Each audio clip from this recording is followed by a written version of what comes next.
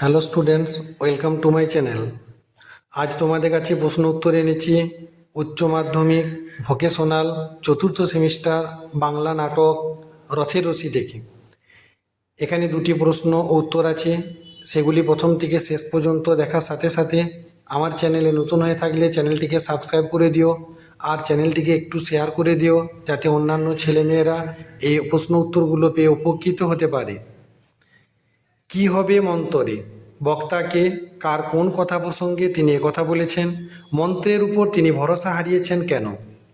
নাট্যকার রবীন্দ্রনাথ ঠাকুর রচিত কালের যাত্রা নাটকের অন্তর্গত রথের রশি নাটকে আলোচ্য সংলাপটির বক্তা হলেন একজন সন্ন্যাসী। যখন প্রথমা এসে বলেন যে পুরুতে যে নড়েন না, তাই মন্ত্রপাঠ কিভাবে হবে?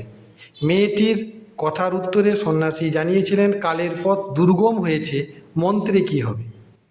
আলোচ্য অংশে সন্ন্যাসী প্রকৃতপক্ষে মানবজাতির ত্যাগ ও অনীহার প্রতি অঙ্গুলি নির্দেশ করেছে।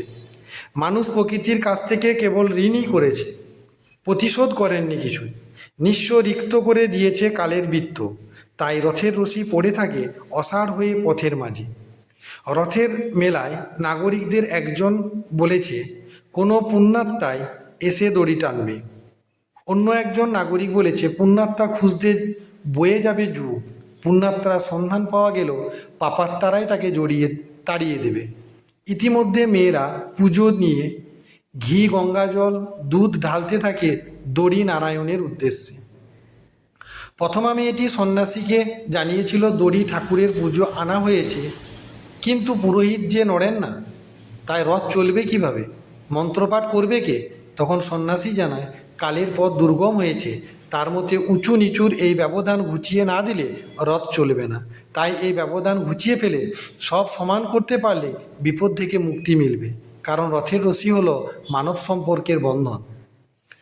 পরবর্তী প্রশ্ন, পুরুতের হাতে চলল না রথ, রাজার হাতে না, মানে বুঝলে কিছু? কে বলেছে কথা? কাকে সে কথা বলেছে? উদ্দিষ্ট ব্যক্তি কিভাবে এর অর্থ স্পষ্ট করে দিলেন? উত্তর দেখো, নাট্যকার রবীন্দ্রনাথ ঠাকুর রচিত রথের রশি নাট্যাংশের দ্বিতীয় সৈনিক কথাটি বলেছে। আলোচ্য নাট্যাংশে দ্বিতীয় সৈনিক কবিকে একথা বলেছে। আলোচ্য কাহিনীটিতে দেখা যায় কবির কাছে রথ চলার রহস্য জিজ্ঞাসা করায় কবি বলেছিলেন যাদের হাতে রশি উঠেনি তারা কেবল চূড়ার দিকেই তাকিয়েছে, নিচের দিকে তাকায়নি। রথের দড়িটাকে তারা তুচ্ছ জ্ঞান করেছে, মানুষের সঙ্গে মানুষের বাঁধনকে ওরা মানেননি। সংগতির ছন্দে রথ চলে, এক ঝোঁক হলে তাল যায় কেটে। ব্রাহ্মণ ক্ষত্রিয় বৈশ্যদের নিয়ন্ত্রণে মহাকালের যে রথ এতকাল ধরে চলছিল, আজ তার চাকা হয়েছে স্তব্ধ। যখনই এসে শূদ্ররা রথের রশিতে হাত দিয়েছে, তখনই গতি পেয়েছে রথের চাকা। সমাজের তথাকথিত উঁচু মানুষের শাসনে মানব সম্পর্কে দড়িটা হয়েছিল শিথিল। বহুকালের শোষণ বঞ্চনার অবসানে জগত্তল পাথর সরিয়ে ঘটেছে শূদ্র জাগরণ। সমাজের উঁচু মানুষের দল অবজ্ঞা করেছে জনশক্তির উত্তাল গতিকে, উপেক্ষা করেছে বিরাট প্রাণশক্তিকে, নিজেদের আবদ্ধ রেখেছে সম্পদ ও অহংকারের সীমারেখায়। তাই তাদের টানে রথ চলেনি, রথ দুরন্ত গতি পেয়েছে বিরাট প্রাণের টানে। সেই বিরাট প্রাণ আসলে সমবেত শূদ্র জাতি। উদ্ধৃতাংশে বক্তা উঁচু মানুষের চরম উন্নাসিকতার দিকটিকে ফুটিয়ে তুলেছেন।